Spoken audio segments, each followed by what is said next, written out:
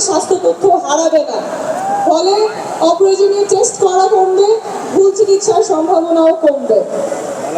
আমরা প্রাথমিক স্বাস্থ্যকে শক্তিশালী করে গড়ে তুলব, যাতে আপনাদের এলাকায়, আপনাদের ঘরের কাছে আপনারা মানসম্মত চিকিৎসা পান। আমরা মানসিক স্বাস্থ্যের প্রসার ঘটাবো। অঞ্চলভিত্তিক বৈষম্য দূর করতে আমরা বিভিন্ন অঞ্চলে হৃদরোগ এবং ট্রমা এবং অন্যান্য বিশেষায়িত কেন্দ্র স্থাপন করব। চিকিৎসার অভাবে যাতে কেউ কারো প্রাণহানি, অহেতুক প্রাণহানি না হয় এমন চিকিৎসা ব্যবস্থা আমরা গড়ে তুলব। আমাদের অর্থনীতি এমন হবে, কল্যাণমুখী অর্থনীতি হবে, যেখানে সকলের কর্মসংস্থান নিশ্চিত হবে। শুধুমাত্র কর্মসংস্থান না, যেখানে একটা চাকরি নিশ্চিত হবে, মর্যাদাপূর্ণ চাকরি নিশ্চিত হবে, এমন কর্মসংস্থান নিশ্চিত হবে। শুধুমাত্র বেতন খেয়ে পড়ে বাঁচার অবস্থা, এমন কর্মসংস্থান আমরা চাই না। এমন কর্মসংস্থান চাই যেখানে নাগরিকের মর্যাদা থাকবে এবং ভালো করে বাঁচার সুযোগ দিবে। আমরা কর কাঠামো ন্যায্যভাবে ঢেলে সাজাবো, যাতে করে ধনী গরিবের বৈষম্য দূর হয়।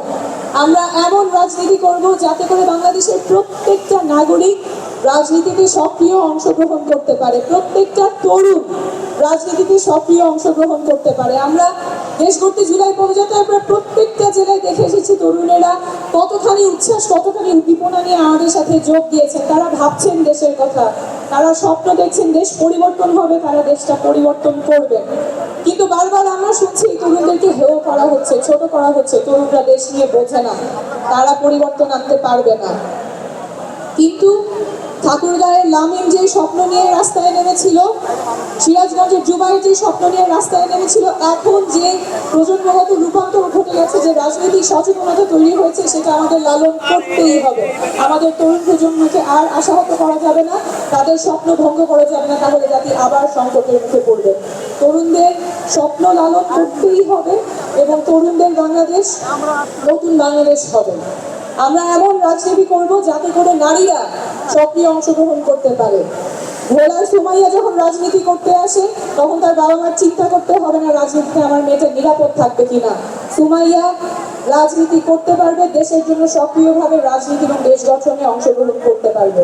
আমরা এমন রাজনীতি করব যেখানে আমাদের প্রবাসী ভাইয়েরা যারা দেশ গঠনে ভূমিকা রাখতে চান, যারা নির্বাচনে ভোট দিতে চান, তাদের সেই ব্যবস্থা আমরা নিশ্চিত করব। আমরা এমন রাজনীতি করব যেখানে সকল নাগরিকের অধিকার সংরক্ষিত থাকবে, সমুন্নত থাকবে।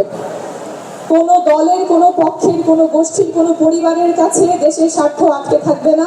দেশ হবে সকল নাগরিকের, সেই রাজনীতি আমরা করব। সকলকে ধন্যবাদ।